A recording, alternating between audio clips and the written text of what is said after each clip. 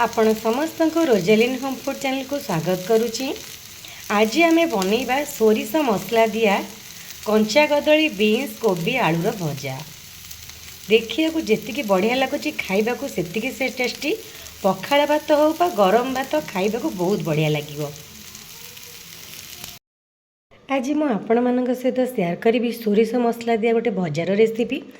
फुलकोबी कंचा कदली आलू और बीन्स रे एबे परिबा को सब भल भाव काटिकी धोई नेबा।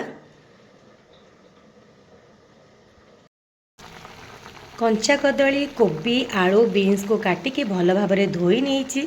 जेहेतु शीत दिन फ्रेश ग्रीन मटर मिलूची मुझे 2 मुठा ग्रीन मटर भी पकई लुण हलदी पकईकि आपको आम सिझेबा।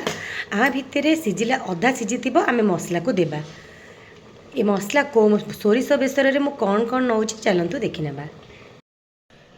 ये जो भजा बेसर दिया भजा करी मु गोटे पियाज रसुण अदा जीरा सोरिष नहीं।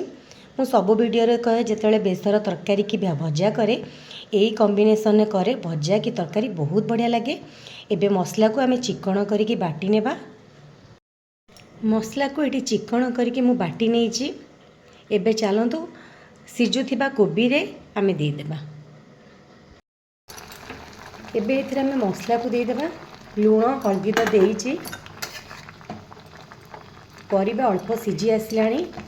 परिबा को ये 90% सिझेबा। आउ जो 10% आमर पलम पोड़ करके भाजिला बेले सिझिबो नले पूरा जदि सिझे देबा ए परिबा सब फिटी जिवो। एबे कवर करके सिझिबा को आमे रखिदेबा आ मझिरे चेक करिबा। परिबा एठी सिझी जाइछि। एबे आमे ताको पलम पोड़ पोड़ करके भाजी नेबा। भजा भाजिया ये पलम मु सोरिष तेल 2 चमच नहीं।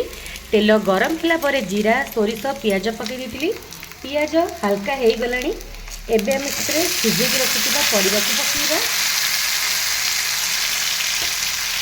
पियाज को बेसी पोड़ेनि कारण आ भजा सहित आउ टे भाजी पोड़ एबे आपको एपट सेपट करके भाजी नेबा। भजा हो आसला बेलू मुझे लंका गुंड पकई देती आ पलम भजा को एमती पोड़ कर भाजी देखिपे। सोरिष बेसर दिए भजा खाइबा को पखाड़ भात हो बा गरम भात हो बहुत बढ़िया लगी थाए।